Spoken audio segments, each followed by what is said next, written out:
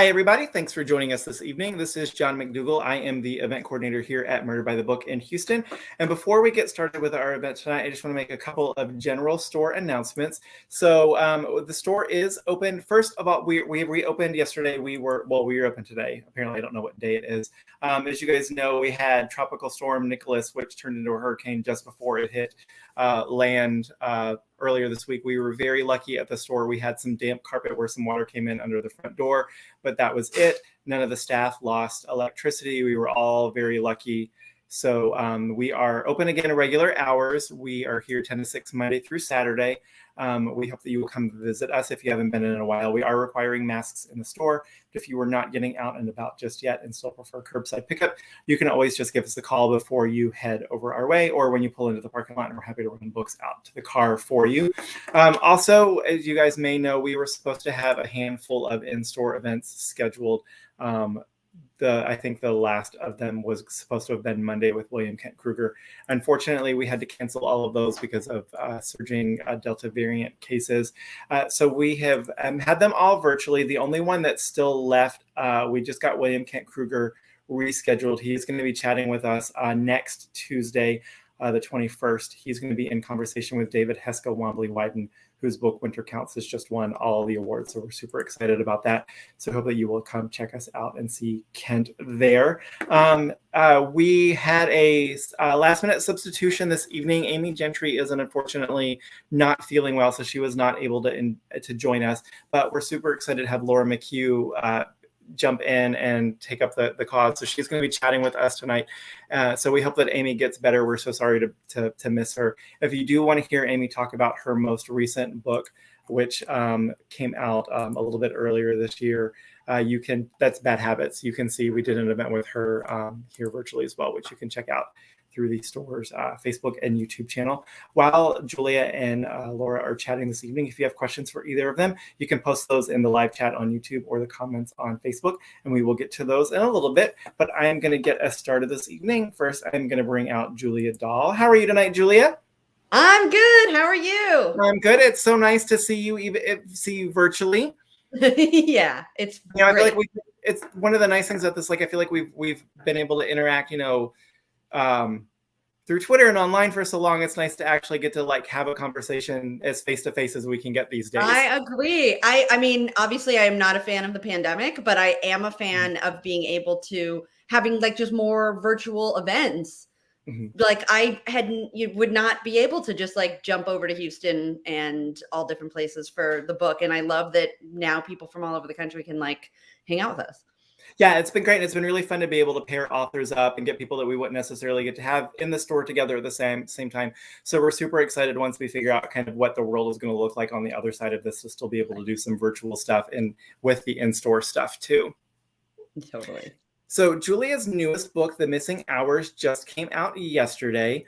We do have signed book plate. So if you order from us, you will get a signed book plate. And also tonight, if you order The Missing Hours, Amy Gentry's Bad Habits, or Laura's book, What's Done in Darkness, they will be donating $5 to the Frontera Fund, and I'll let Julia talk a little bit more about that in just a bit. So definitely get your orders in for those.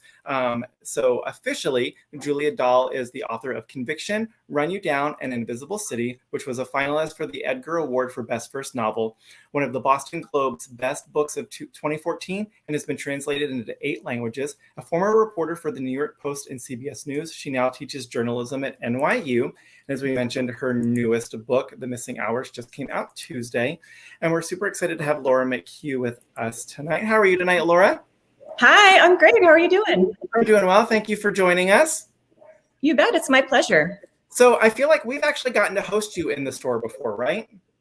I came to the store, I think, for my second novel, for Arrowood. I came and signed Yes, books. that's it. Yeah. I think, maybe you were signing at Blue Willow and you dropped in and signed stock for us. Yeah. So as we mentioned, Laura's newest book, What's Done in Darkness, came out on June 22nd. And let me get her bio back here on the screen. Laura McHugh is the internationally best-selling author of The Weight of Blood, winner of an International Thriller Writers Award and the Killer Nashville Silver Falchion Award for the Best First Novel, Arrowood, an International Thriller Writers Award finalist for Best Novel. And The Wolf Wants Anne. McHugh lives in Missouri with her husband and their daughters. As we mentioned, she's graciously agreed last minute to jump in and chat with Julia this evening, so we're super grateful about that. As I mentioned, if you guys have questions for either author while they're chatting tonight, either about these new books or their earlier books, you can post those in the comments and we will get to them in a little bit. But for now, Laura, I'm going to turn the chat over to you, and I will see you guys in just a little bit. Great. Thank you. Hi, Julia. Everybody knows I literally emailed Laura this morning. I was like, can you come talk with me for Murder by the Book? So thank you so much. Thank you so much. It is my pleasure. And of course, we miss Amy Gentry. She's really a brilliant novelist. I was really looking forward to hearing your conversation with her. No, me too. She's sick and her husband's sick and her son's sick. So it's it's no good over there. So Amy, I hope you all feel love. Yes, feel better soon. We miss you. Yes. But yeah, I'm thrilled to get to talk to you about The Missing Hours. So, I mean, as you know, I love this book. I've read it. I mean, I've already read it a couple times, before it came out, and I'm excited. In early iterations too, right? Yeah. And so I'm really excited that when my hardcover comes, that I'm going to go back again. I want to read it and see, the final. So, we talked a little bit about, he mentioned your first books, the Rebecca Roberts series, and this is your first standalone book. Right. So I wonder if you could talk to us a little bit about, why did you put this series aside, and maybe will you come back to it later? Right. It's funny. Well, when I wrote Invisible City, not actually really conceiving of it as a series. I had one story I wanted to tell, but when I got to the end of that story, I realized, I would actually like to write a sequel. And I got really lucky in that my editor at Minotaur was like, we'll buy your sequel and let's make this into a series. And I was kind of like, oh, that sounds cool. Okay. So I did that, and it was fun. And Rebecca Roberts is, a really fun character, and a little bit like a cop or a detective or something like that. A reporter you can take anywhere. You can draw, she can get assigned any story and then figure out the mystery and all that stuff. So that was a fun character to do. And of course, I loved writing about a reporter because I was a reporter, and I love writing about the media and, and that kind of thing. So I actually initially conceived of The Missing Hours as a fourth Rebecca Roberts book. And so I knew I wanted to write this story about a young woman, like a college student, who wakes up and she's been drunk and she knows she's been assaulted, but she kind of doesn't really know what happened. And so I started writing it as something that Rebecca hears about and somehow gets involved with. And then it just kind of it quickly became apparent to me that I was much more interested in the story of the young woman than I was in kind of making Rebecca somehow involved in that. So I went to my editor and my agent. And I was like, so what if I just dropped Rebecca from this book and wrote something totally different? And, again, thankfully, I have an amazing editor and agent, and they both were like, write a good book, we'll make it work, So I had the freedom to do that. And I'm really happy I did. Like I said, I love Rebecca, but I've been writing her as my main character since I started writing Invisible City in 2007. So that's 14 years ago. And I was really ready to just write about other people. I was just curious about other people, other lives, other worlds. And I figured if I'm a little bit bored with this, then the reader's gonna be really bored. So I just decided I'm gonna write a whole different standalone book. And I also really wanted it to be, I wanted to pace it a little differently than the more traditional mysteries that Rebecca Roberts were. I wanted it to be more of a thriller. I think I knew I wanted it to be really short chapters, and I felt like changing so much of a Rebecca book wouldn't work. It was a hard book to write because I sort of conceived of it one way, then conceived of it again. And it was always a hard story for me to tell, and that I knew the story I wanted to tell, but I couldn't figure out, it was hard for me to figure out whose points of view I wanted in each part. And so there was a lot of writing and rewriting and cutting. Like the book itself is only about, it's a sort of short book. It's only about 65,000 words, but I have outtakes that are like 70,000 words of stuff that I've cut. Like I have a whole, I can have like the director's cut, which would be and so it was tough. I mean, I guess, I don't know if you feel this way, like each book, I feel like you learn something different about sort of what not to do when writing a novel. Like I never go into a novel again, like really not knowing how it ends. That was really tough. Yeah. But it was fun. And I'm, like when I finally finished it and finished the revisions about 6 months ago, I just was so happy. I was like, yes, this is the book I wanted it to be. Yes. And it was so amazing for me to see like your draft and then to see the final book and just what you did with that. That was amazing. So yeah. It's so interesting how, I mean, like writers know, I think a lot of people who aren't writers think that like we kind of magically like come up with the final product, and like the difference between but most writers know the difference between a first draft and what is on bookstore shelves is often dramatic. Yes. I would die if someone read the draft of my new book that I'm working on now. I would die. Like I would literally die. Someone saw it. They'd be like, you know how to write? Like what is this? Right. That's part of it, right? All the written process. Yeah. And sometimes it takes a while.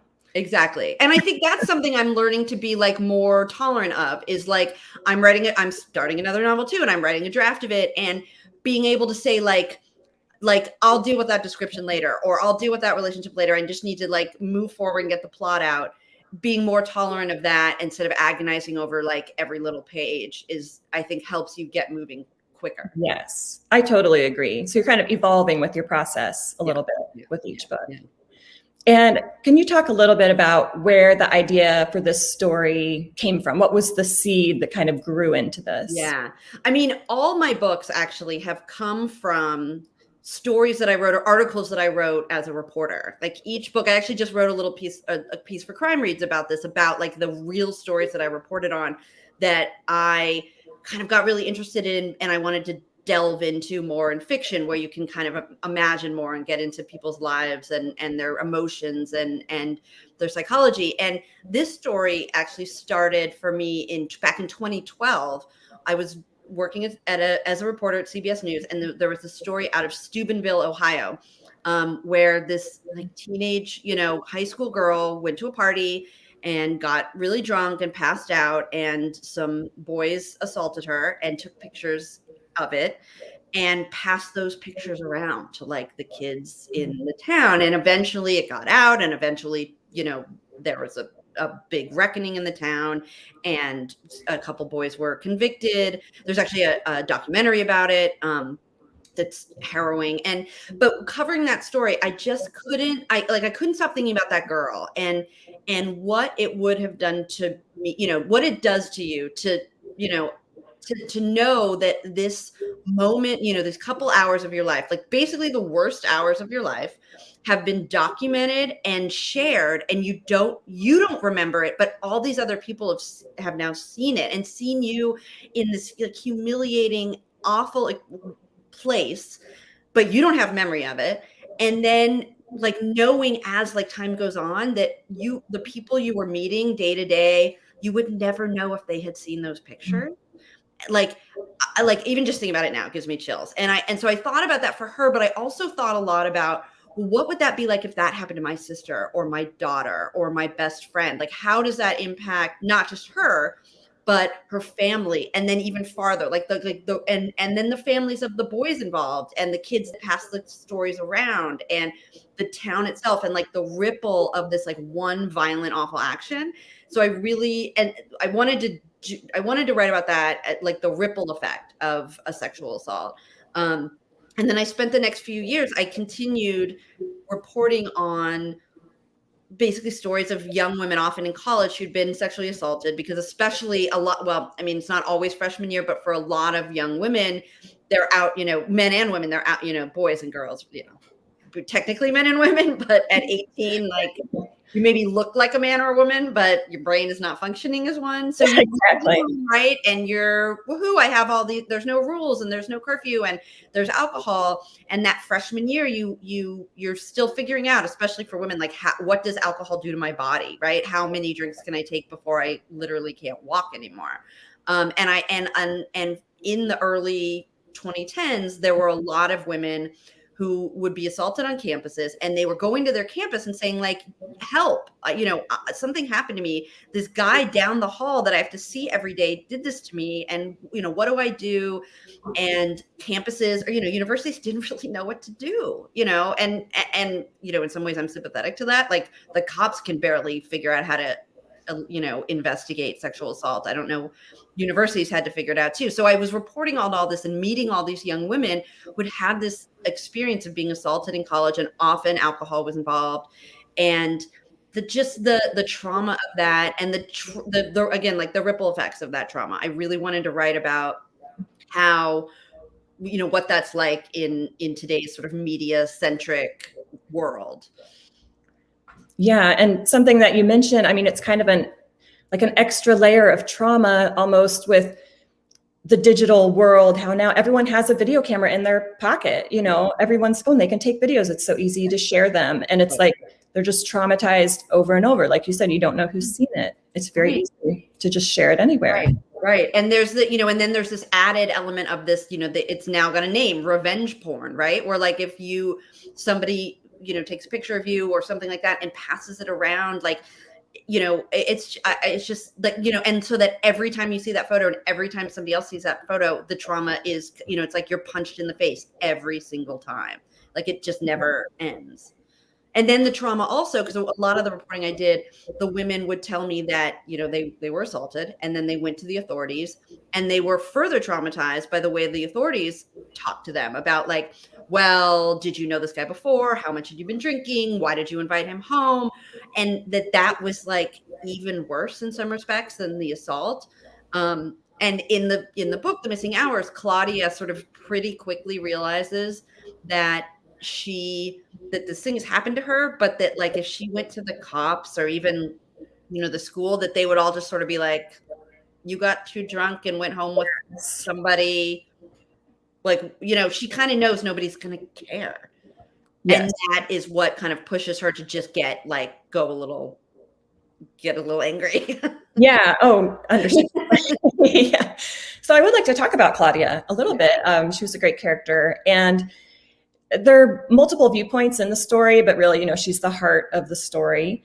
And you made her someone with, wealth and privilege, coming from this very privileged family. And why did you create the character in that way? In that way, right. It's funny.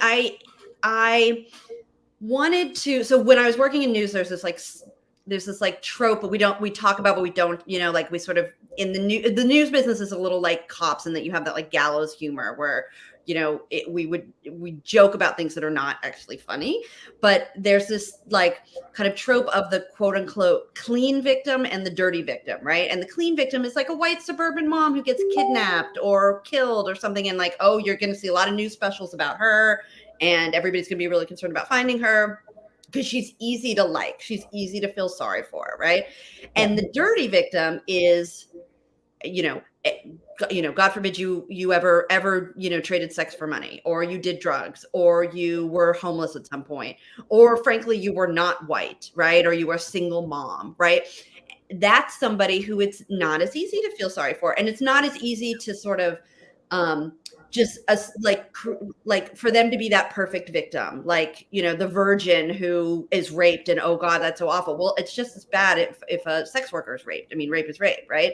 Yeah. And I wanted to make Claudia somebody who I imagined her in the beginning, because I started writing this book like 5 years ago. I imagined her as like a kind of almost like a Paris Hilton type character when Paris Hilton was young. I'm not like up enough on, frankly, youth culture to know who the Paris Hilton of today is, but like some kind of, somebody who's beautiful and sexy and out there with that, taking pictures in the bikini and out on a yacht. Cause like, I don't know. I mean, if I were born into that life and I was beautiful and That was sort of the value system I was given by my parents, who were Claudia's mom was a model. Her father's in the music industry. They tour the world with, rock stars and stuff. So this was like her system of values was like getting likes. And so why not? And also, she's a young woman. She's coming into her sexuality. Like, why not be sexy if you're sexy? What's wrong with that? Right. And I truly believe that, like, we're allowed to play with and flaunt our sexuality if we want. Right. And that, in my opinion, does not mean that the punishment for that should not be sexual assault. Yeah. But I wanted to make her somebody that wasn't going to be that easy to like, somebody who you kind of were like, oh, she's got all these Instagram followers, and oh, look, she just posted another bikini picture, and she's got a lot of money, right? So it's not like you can sort of say, oh, it's easy. It's just not, it's easy to hate somebody like that. Right. But I wanted to challenge that idea of like, that there are certain kinds of people that deserve justice. And there are certain people that, well, she asked for it or whatever. And I also made her wealthy at some level because I wanted to sort of talk about the idea that all my books are at some level about like a flaw in the justice system, right? A way where whether it's a wrongful conviction or it's people not, the police sort of turning a blind eye or something like that. And with sexual assault, I know that it is, most women, we know that most women don't report their sexual assault. And the ones who do, the ones that end up on the other end of that with a conviction and a human, and a rapist in jail is like 1%. I actually don't know the percent. It's very low, right? It is not likely that is what's going to happen. And women know that, right? And I think that unlike so much else in the world where money can kind of buy you stuff, right? Or can buy you entree into places, it can buy you, it can buy you entry into a university. It can buy you a job. It can buy you, it can't. I think like one of the things that money can't get you is like a sexual assault conviction. Like even a wealthy person, a woman who's considered like maybe, kind of slutty, God forbid, is not, I don't know if I should use that word, but but people use it. I don't know. Maybe I shouldn't have. But people look at that woman and go like, ugh, she's like that. Right. Even if you're rich, like that's not going to get the cops to believe you. And so I wanted to sort of put her in the position where she also is privileged and educated enough to know as soon as this happens, like nobody's going to believe me. Yeah. Yes. And in addition to that, like her being this privileged woman and all of that, you're very good point. She already knows as a woman, people might not believe her just from that, just being a woman and getting doubted. Right. But also, when the book opens, Claudia is waking up, the morning after the sexual assault, which she doesn't fully recall because she was blackout drunk. Right. She was drinking. And that's kind of another like element that you put in there. Why did you have her get so, blackout drunk? She can't even remember.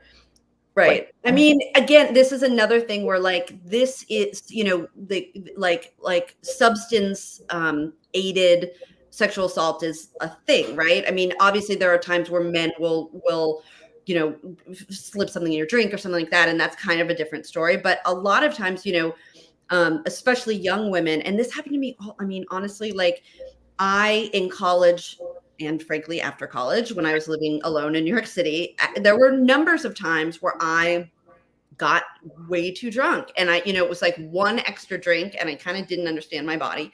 And all of a sudden I can't walk.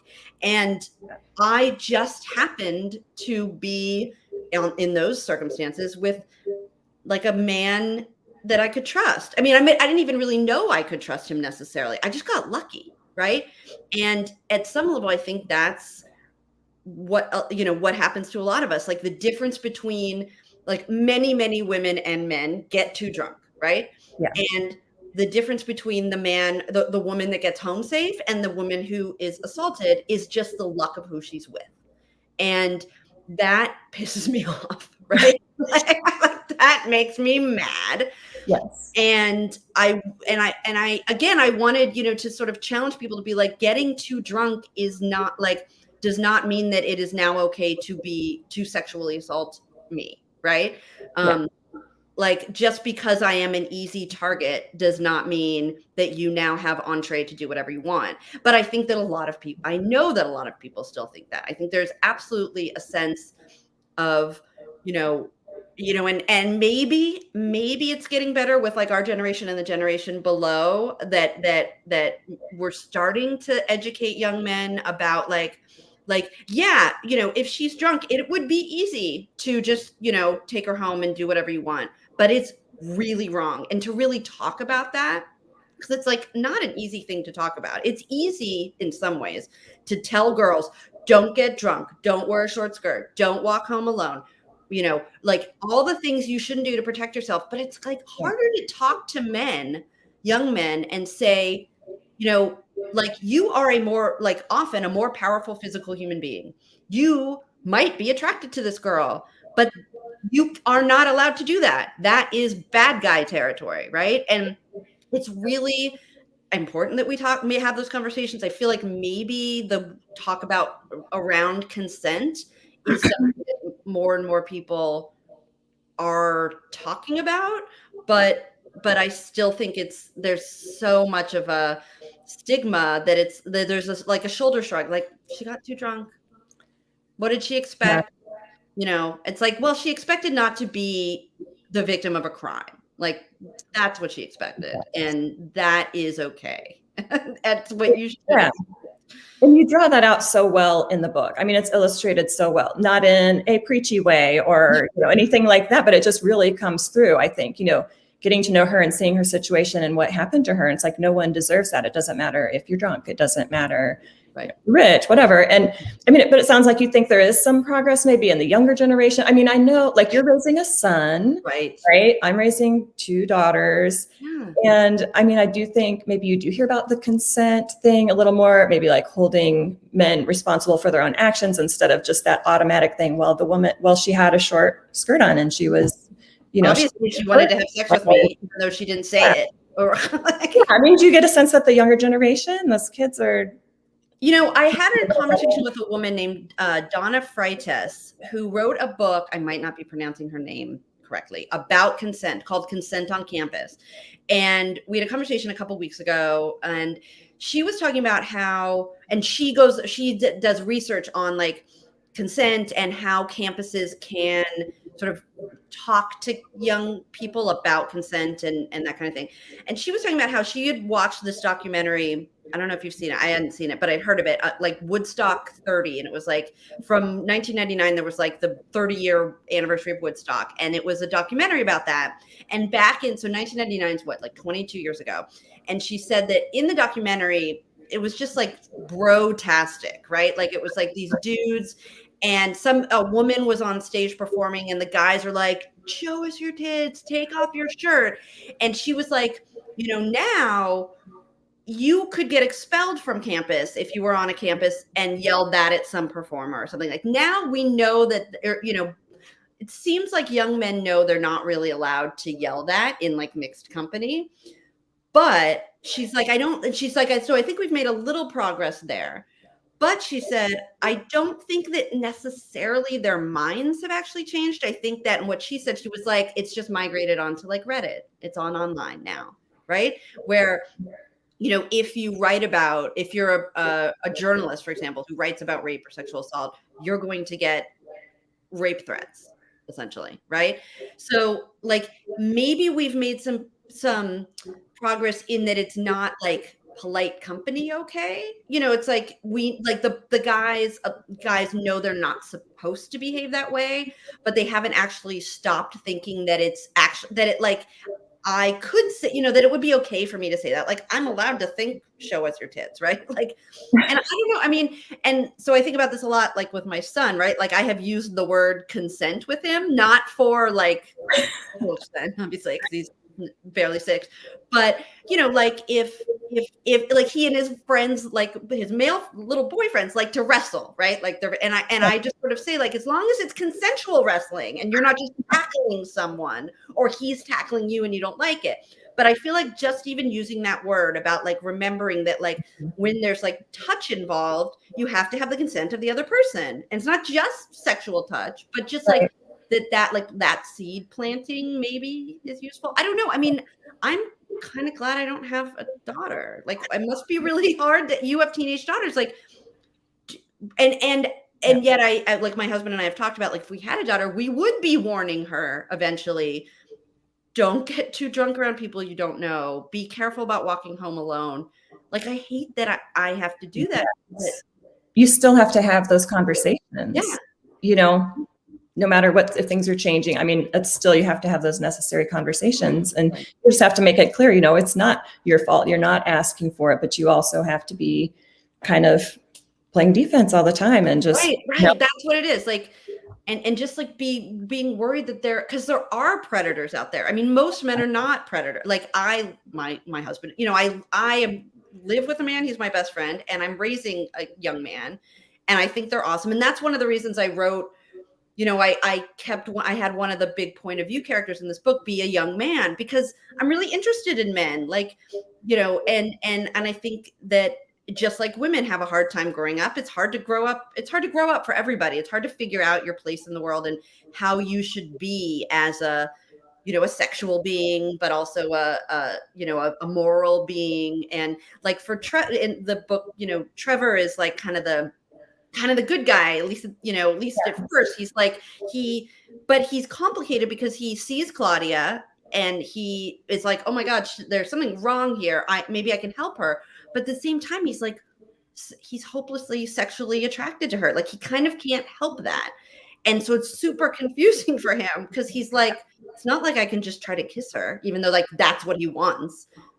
But he can't stop himself from wanting that. And I feel like a lot of men, I've talked to my husband about this, and he used to talk about how as a young man, there was confusion about like girls want you to like how to behave with girls and women. Like, they want you to be a gentleman and hold the door and bring flowers, but they also really like the bad boy. So like what's the signal there? And trying to figure out, should I be both? Am I both? Which am I? Like that was complicated. And I'd never, you know, until we had that conversation a few years ago, I'd never thought of that, because I don't have brothers. I'm not a boy. But, you know, I wanted to sort of talk about masculinity a little bit, as much as I'm also talking about the perils of being a woman. Right. And I loved how you did that with Trevor, how you made it realistic that he was thinking these thoughts about her, even if he knows, you know, he's trying to help her. She has been assaulted. I mean, he does not want to be coming on to her, but yeah, he has those feelings. I thought that was very realistic and very well done. And I really liked how you explored that side of it through his point of view in the story.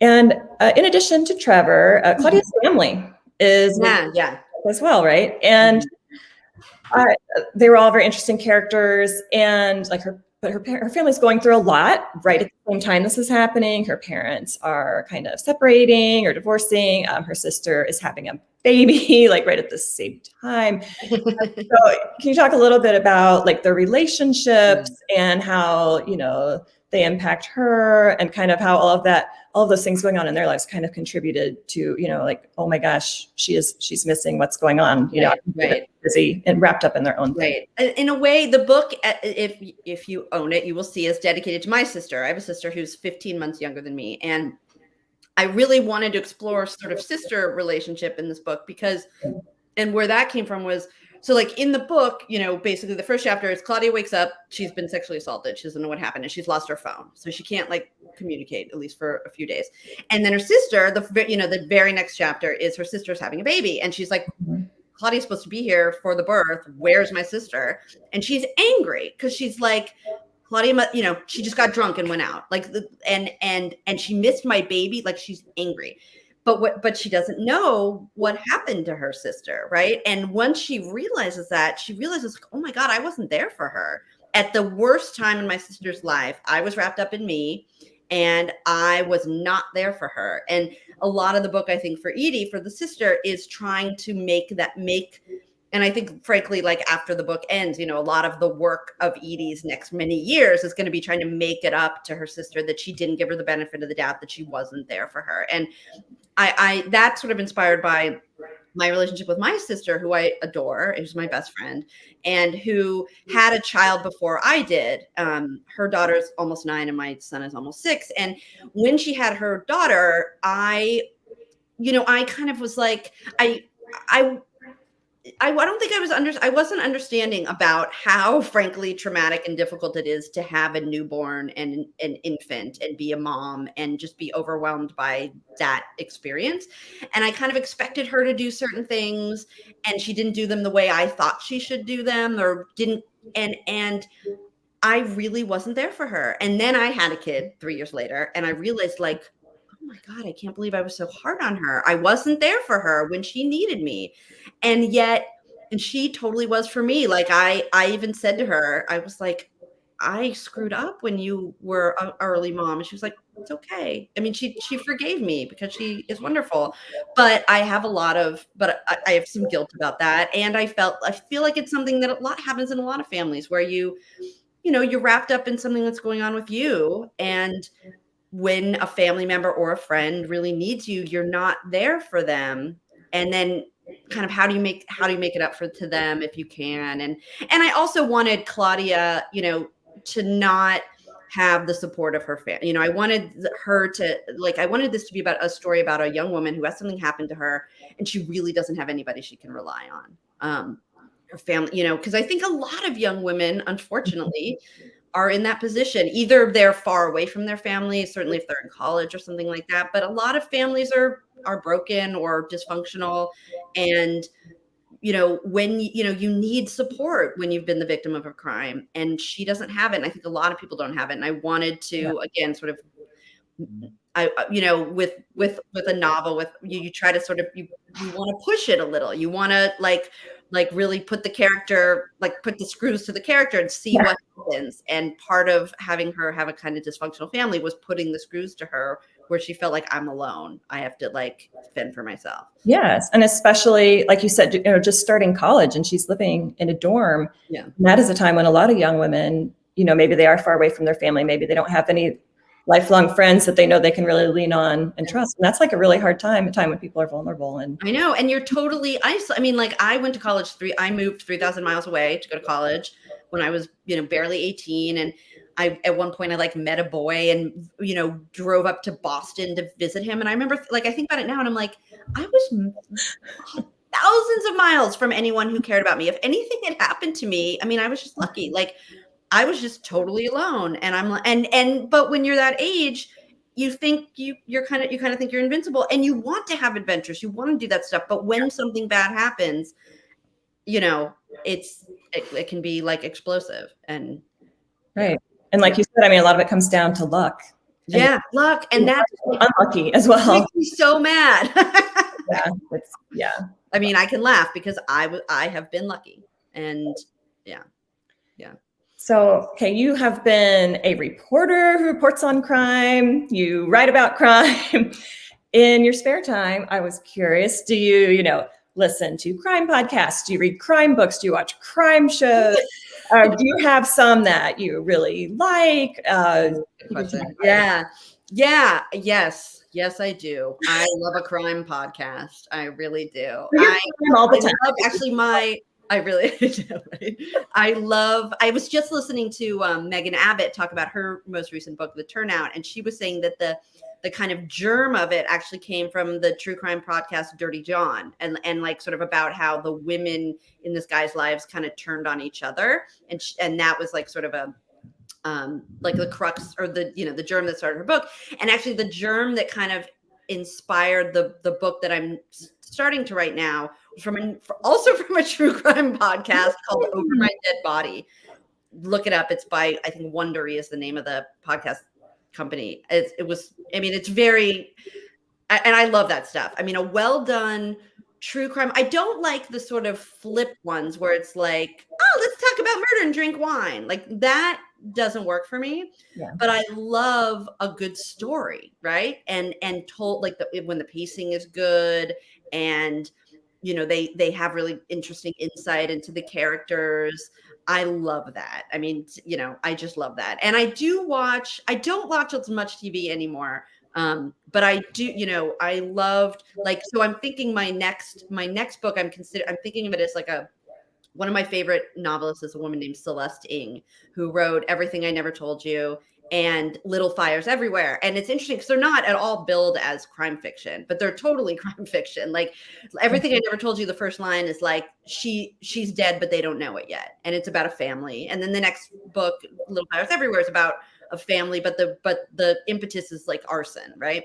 And I love how she uses like a crime to dig into a family. So I'm thinking of my next book is sort of a cross between like Everything I Never Told You and Mare of Easttown, which I was obsessed with. Like, that kind of gritty, everybody in the small town knows everybody and everybody's kind of connected and stuff. So I'm going to write about a small town. Yeah. So and stuff. Yes. Is there a little bit about a reporter or journalism? Yes. I'm going to have a reporter in my next novel. It's going to be a young man who basically just sort of went to college, got a big fellowship to go be a reporter in Los Angeles, but then got his girlfriend pregnant and ended up coming back home and getting a job at the like terrible local paper. And I love writing, but part of me thinks like maybe I'm just going to write a reporter into every book I write ever again. Cause I love writing about, like, I love reporters because I feel like they're interesting people in that they're always curious. They're a little bit brave. They have to just like go out and talk to people. But I also am just so interested in the media these days and the decline of local news and how that's really contributing to the decline of the democracy and Western civilization. So I do think that like news gathering is really important. And so I want people to like, I want to write a little bit about that so that because I think people who don't, know anybody in the media have like a lot of times incorrect ideas about how the news gets made. I mean, for better and for worse, like it's not always good, as if you've read any of my previous novels, but I want to write about that again. And this time a small town paper where it's like, two people work at the paper and they do everything and they know everybody and they know everybody's secrets and, I love that. I love that small town. Yeah. And it's just, there's so much there bubbling under the surface. Yeah. So this is a standalone or is this? It's going to be a standalone. Yeah. Okay. Mm-hmm. And do you feel like you'll maybe go back and return to your previous series or start a new series at some point? Or right now, are you just thinking you're enjoying? Right now, I'm enjoying the whole standalone thing. I definitely think that I will write another Rebecca Roberts book. But it could easily be like 10 years. Like because I don't write books real fast. Like it's been 4 years since my previous book came out. I'm hoping maybe my next book will come out in 2 or 3. Like I'll cut it down. But I would say I probably have at least 2 more books in me before another Rebecca, but maybe not. Maybe something will like ping and I'll be like, yes, back to Rebecca. And I love the idea of Rebecca in her 30s, Yes, yeah. Even Rebecca has a kid or something. I mean, like that kind of stuff is exciting to think about. Yeah, it would be neat to see her kind of growing and evolving, or even moving. Like she could go back. She grew up in Florida. She could go back to Florida, or she could get a job in, I don't know, Alaska. I mean, she could go anywhere, right? Like that's what's so fun about a reporter. Be like, she could go get a job as a foreign correspondent in, I don't know, Africa, somewhere, somewhere that would just change everything. Yeah, you could do anything. Yeah. It's so exciting, right? The life of a writer. You could just write whatever you want. Well, I think we're getting close to our time. Yes. Wrapping up and maybe to be transitioning over to audience Q&A. If John's going to bring that on. All right. So before we get into audience Q&A, Laura, can you tell everybody a little bit about What's Done in Darkness? Sure. We were just talking about Julia's like creepy small town. Everybody knows everyone else. It's set down in the Ozarks. It's about a young woman whose family joins this cult-like church in rural Arkansas. And this teenage girl really wants out of that sort of life, but she is abducted from her family's roadside produce stand. And she's held captive for about a week. She is found alive and no one really believes her story. Again, not believing women, something terrible happens to them, but it gets her out of this community and she kind of is trying to start fresh. So the book really begins 5 years later. She gets a call this man is saying, you know, I believe your story, and I think there's a girl missing right now. I think it's connected to your case, and I want you to come back to the last place on earth you ever want to go. Come back to the Ozarks and help me find this girl. So dark, creepy. Yeah. Perfect. So Laura, most of your books have all been standalones. Have you been tempted to try a series at all? That's a good question. When I read What's Done in Darkness, I emailed Laura and I was like, can we have a series, please? Because I like these people. Yeah, like at some book clubs, I've been going, you know, the book club circuit, and a lot of people are saying, oh, could Sarah and Pharaoh maybe, you know, do a really great job with it, you know, find this girl. And I've thought about it. I think if I would ever think of characters that I really had a great story to continue with them, and that I'm not opposed to that. Even like The Weight of Blood, I've thought sometimes of going back to like Lucy when she's a little older and she go back to the Ozarks. But I kind of love standalones. Sometimes for me, when I finish a book, I'm like, that's all dead to me now. I'm ready, you know, to start something new. And it's just exciting that you can do that. So let me also, can I just like throw in another plug that if you order any of these books, we will be giving money to Frontera Fund, which is an organization that helps women in Texas access abortion care, which has now become extremely important. So we'll be donating each of us are like, we're going to try to raise a bunch of money. So order books for, you know, holidays are coming up. What's better than giving books for Christmas and Hanukkah, guys? That's right.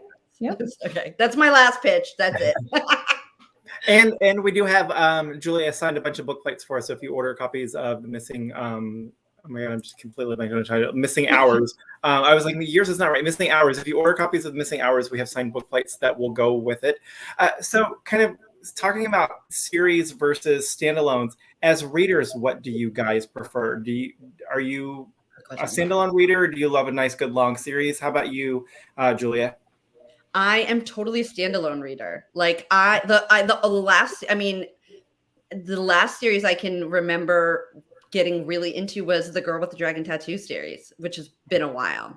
Yeah. I just tend to be somebody who likes, I don't know. I just haven't found too many series that I love. Actually, wait a minute. There is one series that's coming out next week, I think, by a guy named James Quealy, who's a LA Times reporter, and he writes about a former reporter. So this is close to my heart.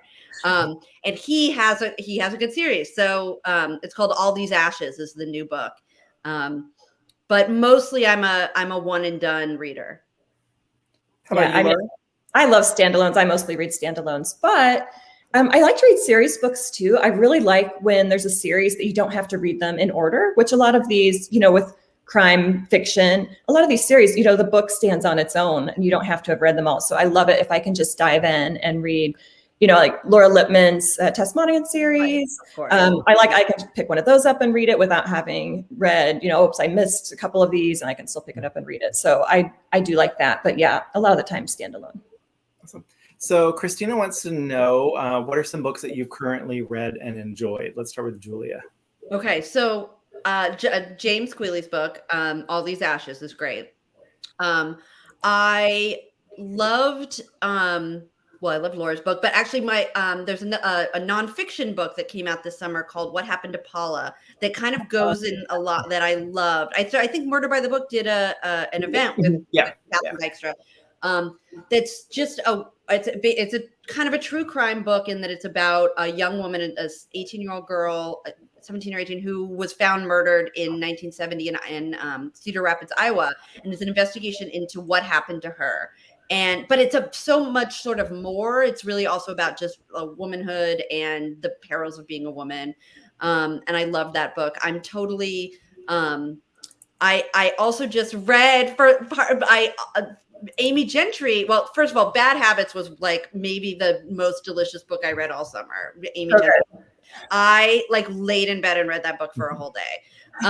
But Amy's previous book, Last Woman Standing, which came out in, I think it was 2019, is also a book about sexual assault victim sort of taking revenge. And when that book came out, I was writing The Missing Hours, and I actually went to one of Amy's book events, and I bought the book and had the book signed, but I didn't read it because I was worried that it would like influence me or that I'd get off track being like, oh, she already did it better. But I just finished it and it's so good. So I totally recommend that. I'm also like a Sally Rooney fan. So I am currently reading Beautiful World, Where Are You? I think she is so good at, like, to me, she has like a Jane Austen level understanding of the human heart. And I love, even though they're like totally not mysteries, I love the way she delves into human relationships. Yeah, I haven't read her yet. I read so much about her, but I haven't read. I know, everybody reads about her. I highly recommend Normal People. I mean, the new one's good too, but Normal People I think is like really good. Okay.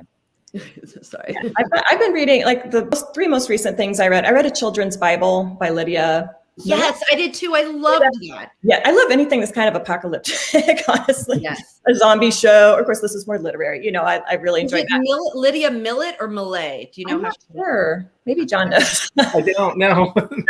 Maybe she'll see this and she'll tell us.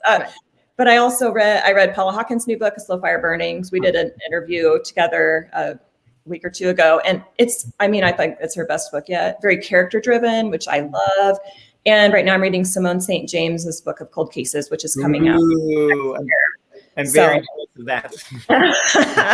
I'm reading that to blurb. So I'm excited. I like her books, how they're a little bit spooky. And so that's a lot of fun. Awesome.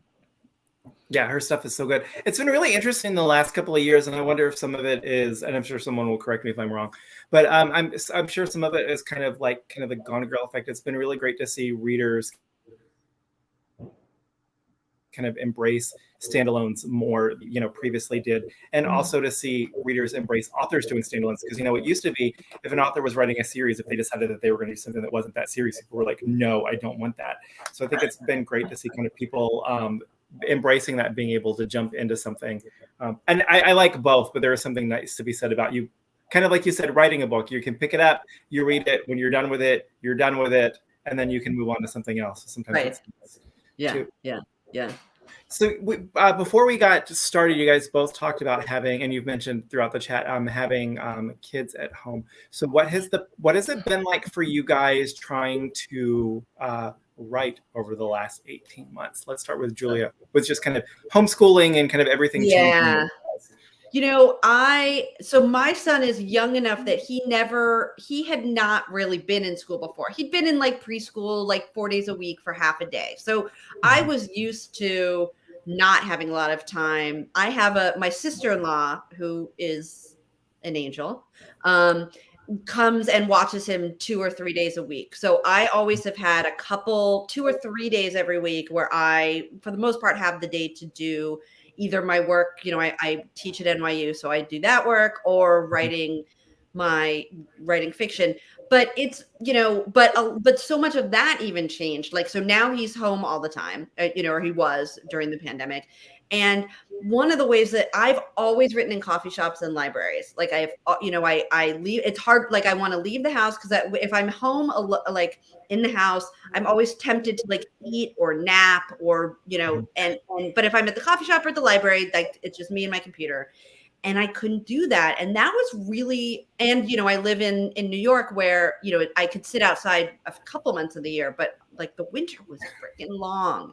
And that was really, it was hard. It was hard. I was depressed. It was hard for me I was really glad that I was in a place with this book where I could kind of see the end.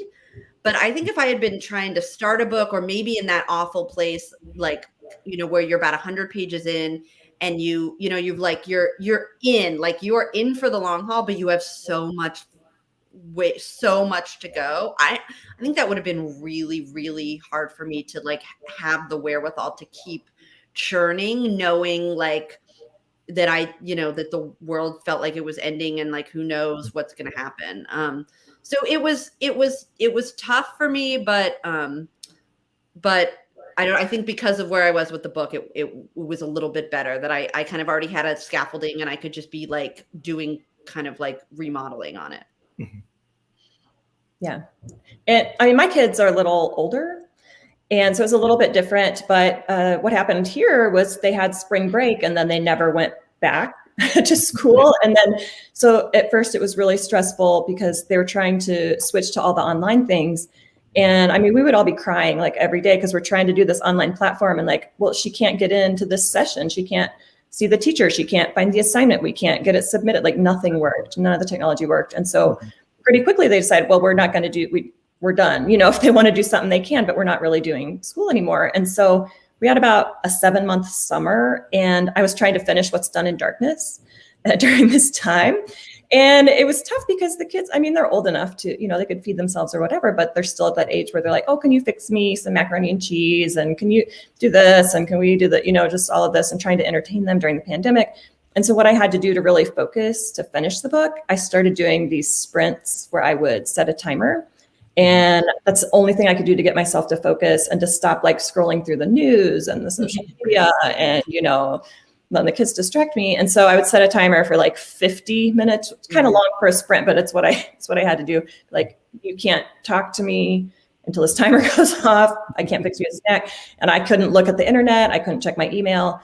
And I would just sit there for like 50 minutes. And all I would do is just write. I had to get that book done. And then I would have a 10-minute break. And then I would do it again. And I was just in this chair right here, like all day long. My husband went to work and he came back and I still looked exactly the same. Like I was in that chair. Just like more haggard. Hour after hour after hour after hour. And because I had to get that book done. And then, of course, the winter comes and my daughter broke her ankle and she couldn't go up and down stairs. She couldn't carry things. And it was just, it was a difficult time. But like you said, Julia, I was at a stage where I could see the end, with that book. And so that made it so much easier because I needed focus to get through it, but I didn't need that intense just wondering and thinking like, where's this story going to go and what's going to happen? Like, thank goodness I knew all of that. I just had to write it down. So that was not as bad as it could have been. Right. So Christina wants to know, do you think the pandemic will make any appearance in your future writing? How about you, Julia? I have thought a lot about this. Part of me wants, because I think the pandemic, like I'm not interested in like writing lots about like masks and blah, blah, blah, but I feel like the pandemic and the initial lockdown could be a really interesting catalyst for like when people are thrown, all of a sudden, like we all have to live together because none of us can go to work and we can't afford anyone, like sort of throwing people together in a stressful time. Money, like one of the things that I am going to be writing about in this new book that I haven't written about as much is money stress, when like not sure where the mortgage is coming from this month, right? Or where the taxes are coming from in the case of the book I'm writing now. And so like that kind of stress being put on a family, I'm thinking, I'm kind of trying to figure out. And now a year later, one of the things that I'm finding really interesting, like in the town where I live, and I'm sure everybody is the strange the sort of the way we're split with, people who want to get a vaccine, people who don't, people who want their kids to wear masks in schools, people who don't. And it's not this, like the people that I thought I was like sort of kindred politically with, I don't necessarily feel the same way I do about masks or about vaccines. And like, there are factions in especially a small town because everybody knows each other.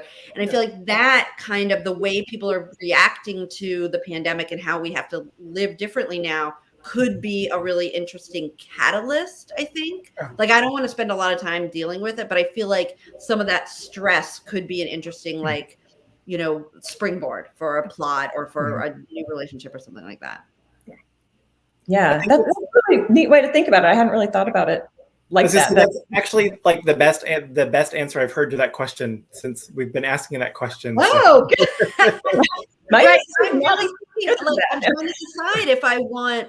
Part of me would like to start this book like maybe a year after lockdown, like when everybody's supposed to be getting vaccinated, and like one of the characters is like, "I'm not going to do it," and like it causes a rift in the family or something like that. I don't know, but then part of me is also like, maybe I just don't do that. I mean, that would be an interesting thing to explore. And I just, I totally ignored it for my book that I'm working on now. It didn't really fit in with what I was doing. I ignored it. But then I was just talking to a friend this week who was reading, I think it was the new Louise Penny book. And it mentioned the pandemic. And she said that it said something like, well, and then we got, the vaccine came out. And so the pandemic's over, like it's all it's like, well, it's not like that's a risk that you take if you're writing about something that's not yet. What you put in there, is that going to be correct? And it's so hard to know. Like the Delta variant came, and then everything, and some people right. And like, who knew? Like I felt like I had dodged a bullet not putting it in my book, because like I probably would have got a lot of it wrong. Yeah. Right. You don't want to get too granular on that stuff, because it's true. Like, set it 2 years behind or a year behind instead of, I don't know. Yeah. Yeah, I just finished Victoria Laurie's most recent book. She said it kind of just after things would have ended. So like really briefly mentions, oh, well, during lockdown, this character was in Scotland or this person died of COVID, and like that was it. So it was the first time that I had encountered it in a book, and it was like, oh, that seemed like just enough of just say, okay, this is where we are in the world. Right. I've got it. Move on. Right. But eventually, I mean, we're going to have to deal with it. Like if you're a person who writes contemporary fiction, like our world has now been changed, and it's, you know, but it doesn't have to be the whole thing, or, you know, it's, but I'm really interested to see how different people are going to be working on it. Yeah. Okay, so I think it's going to almost do it for us this evening. I think you guys might have mentioned it a little bit briefly, but before we go, people always want to know what you are working on next. So can you guys give us a little hints about what's coming up next? We'll start with Julia. Yeah, so I'm sort of like I'm writing a novel about a sort of a family, a woman and her, a woman who had a son very young, and her son who's now in his 20s, and now he has a small child, and it's sort of about their family. Like I said, I'm kind of thinking of it as like Everything I Never Told You meets Mayor of Easttown, but it's about a small town in the Hudson Valley, and it's kind of a family drama, and unlike The Missing Hours, it is, somebody dies very early, and there is that like murder mystery, whereas The Missing Hours is more of a different kind of thriller. So this is going to be back to a little bit of a murder book. You do murder so well. I'm excited.